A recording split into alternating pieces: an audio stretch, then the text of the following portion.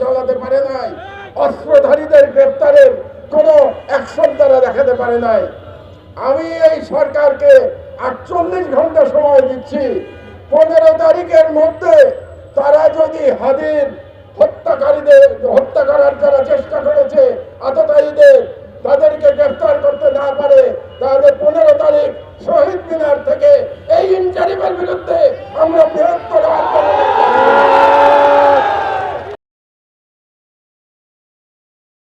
আল্লাহর কাছে ফরিয়াদ করেছি, আল্লাহ আমার সবকিছুর বিনিময়ে আপনি হাদিকে ফিরিয়ে দিন, কারণ আমাদের জীবন আস্থা চলে, আমাদের আর দেশকে দেওয়ার কিছু নাই, হাদির প্রজন্মের দেশকে দেওয়ার অনেক কিছু আছে। যখন আমরা ফ্যাসিবাদের কাছে প্রায় পরাজিত হয়ে গেছিলাম, আমরা মেনে নিয়েছিলাম স্ট্যাটাস কো, ভারতের গোলামি। সেই সময় হাদি হাসনাতরা বলেছিল উই রিভল্ট, তারা বিপ্লব করেছে ভারতীয় আধিপত্যবাদ এবং হাসিনার ফ্যাসিবাদের বিরুদ্ধে। দুর্ভাগ্যের বিষয় হচ্ছে আমাদের প্রজন্ম জুলাইকে বিপ্লব বলতে চায় না, কারণ জুলাইকে বিপ্লব বললে তাদের স্ট্যাটাস কো বজায় রাখা যাবে না, এস্টাবলিশমেন্টের স্ট্যাটাস কো বজায় রাখা যাবে না, দুর্নীতি বজায় রাখা যাবে না, গোলামি বজায় রাখা যাবে না। এই জন্য জুলাই তাদের কাছে শুধুমাত্র একটা অভ্যুত্থান, বিপ্লব নয়। আমি প্রথম দিন থেকে বলে এসেছি জুলাই আমার কাছে বিপ্লব। সেই বিপ্লব আমরা ধারণ করি। সেই বিপ্লবের মূল স্লোগান ছিল দিল্লি না ঢাকা, ঢাকা ঢাকা। আজকে ক্ষমতায় যাওয়ার জন্য যারা দিল্লি এবং আওয়ামী লীগকে তোষণ করতে চায় তাদেরকে স্মরণ করিয়ে দেওয়া দরকার, হাদি কিন্তু শুরু শেষ নয়, এরপরের বুলেট আপনাদের জন্য অপেক্ষা করছে।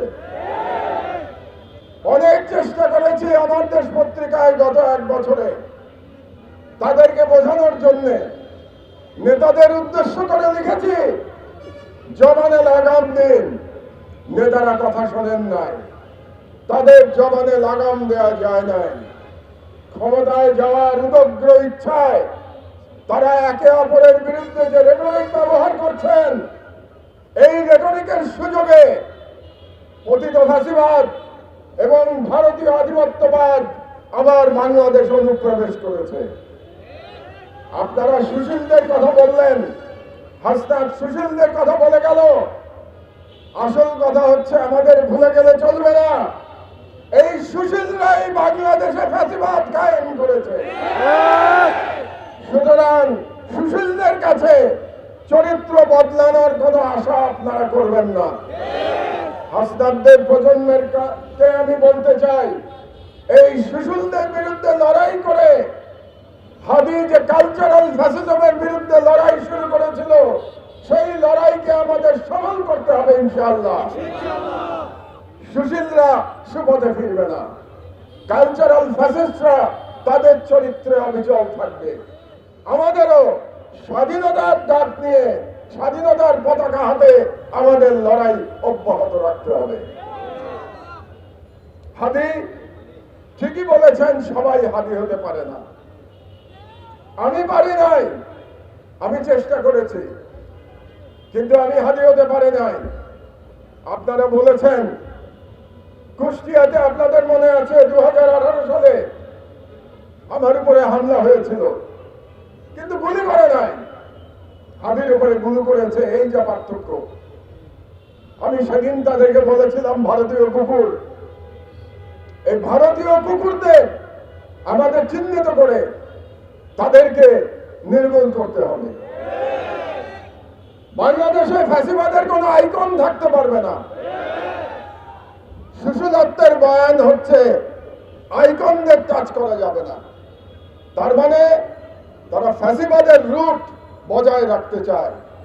ফ্যাসিবাদের রুট নিক্ষেপ করতে হবে বঙ্গোপসাগরে। ফ্যাসিবাদের কোন আইকন আমরা মানি না। আমরা বাংলাদেশের স্বাধীনতায় বিশ্বাস করি। বাংলাদেশে কোনো বিভাজন আমরা চাই না।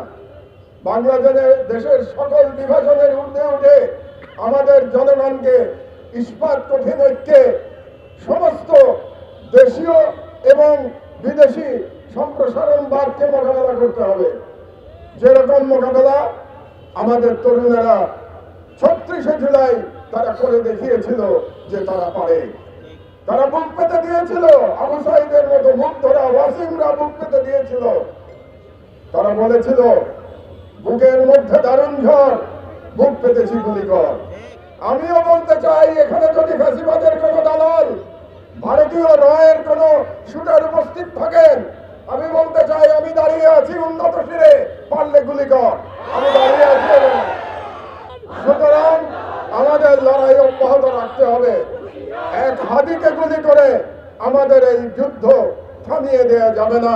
আমাদেরকে আজকে সকলকে সম্মিলিতভাবে বলতে হবে, আমরা হাদিরকে ফলো করে আমরা আমাদের মঞ্জিলে পৌঁছে যাব ইনশাআল্লাহ। আরেকটি ঘোষণা আপনাদেরকে করতে চাই। হাদি একটা অসাধারণ কাজ শুরু করেছিল। হাদি একটা কাজ পাগলা ছেলে, অসাধারণ কাজ শুরু করেছিল। কালচারাল ফ্যাসিজমকে মোকাবেলা করার জন্য সে একটা সেন্টার তৈরি করবার উদ্যোগ নিয়েছে। ভাবতে পারেন, এই যুগে যখন তরুণেরা বই পড়া ছেড়ে দিয়েছে, তখন সেই কালচারাল সেন্টারে হাদি ঘুরে ঘুরে মানুষের কাছ থেকে বই জোগাড় করছে আগামী প্রজন্মকে উপযুক্ত করবার জন্য, ইন্টেলেকচুয়াল ফাইট করবার জন্য, কালচারাল ফ্যাসিজম মোকাবেলা করবার জন্য। এতটা দূরদর্শিতা ছিল হাদির মধ্যে। আমি আপনাদের সামনে, সকলের সামনে, আমি আজ থেকে হাদির সেই কালচারাল সেন্টারের দায়িত্ব গ্রহণ করলাম। হাদির কালচারাল সেন্টার আমি এটা চালিয়ে নিয়ে যাব ইনশাআল্লাহ। হাদির যারা সহকর্মী এখানে উপস্থিত আছে, তাদেরকে আমি বলতে চাই, হাদিকে তোমরা সুস্থ হতে দাও, সেই পর্যন্ত হাদির কাজ আমি সম্পন্ন করবো ইনশাআল্লাহ। আজকে আমাদের সময় এসেছে, আমাদের সবাইকে রুখে দাঁড়াতে হবে, ঐক্যবদ্ধ হতে হবে। 5ই আগস্টে ফিরে যেতে হবে।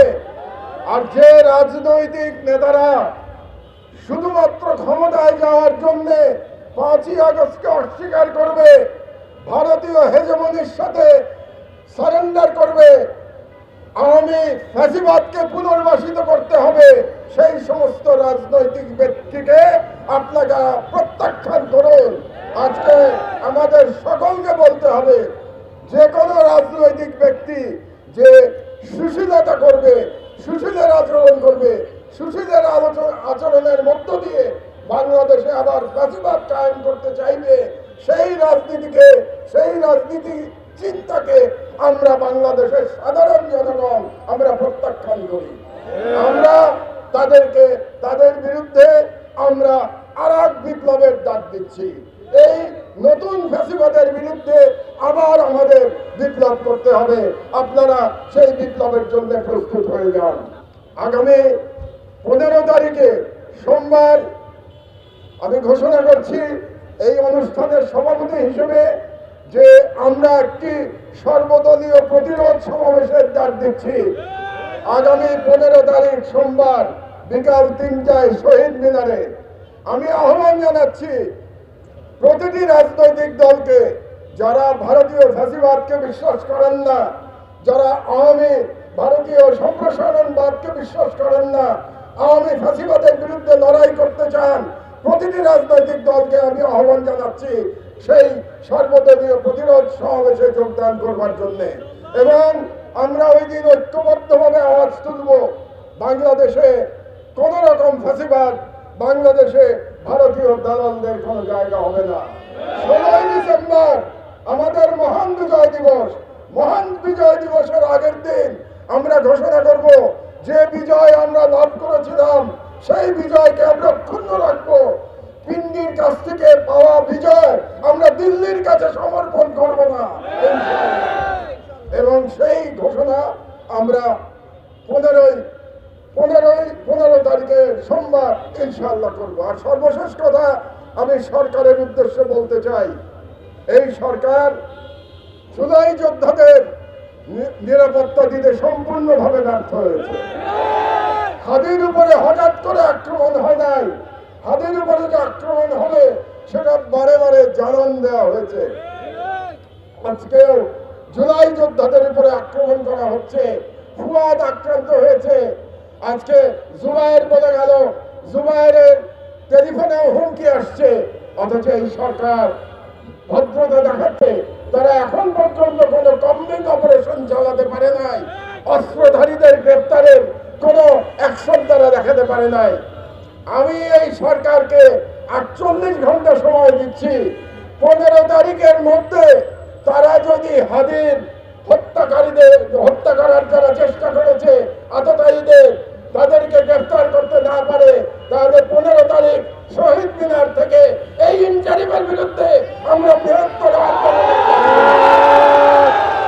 কাজেই আজকে আমি ভারতীয় হেজিমনি, আওয়ামী ফ্যাসিবাদ এবং ইনজারিম তিনটাকেই এখান থেকে আমরা শেষ ওয়ার্নিং দিতে চাই। আজকে আগামী 48 ঘন্টার মধ্যে আপনারা ঐক্যবদ্ধ হয়ে যান। 15 তারিখ থেকে আমাদের আন্দোলনের পরবর্তী অধ্যায় শুরু হবে। ইনশাআল্লাহ আমরা দ্বিতীয়বার বিপ্লব করে আমরা অসম্পূর্ণ বিপ্লব পূর্ণ করব, যাতে করে সকল রাজনীতিবিদ বলতে বাধ্য হয় এবার বাংলাদেশে বিপ্লব সংগঠিত হয়েছে। আপনারা সবাই মিলে হাদির জন্য দোয়া করুন, হাদির পরিবারের জন্য দোয়া করুন। আল্লাহ আমাদের সহায় হোক। আল্লাহ হাফেজ। বাংলাদেশ জিন্দাবাদ। change tv.press, এক ফোঁটা হলুদও নেই।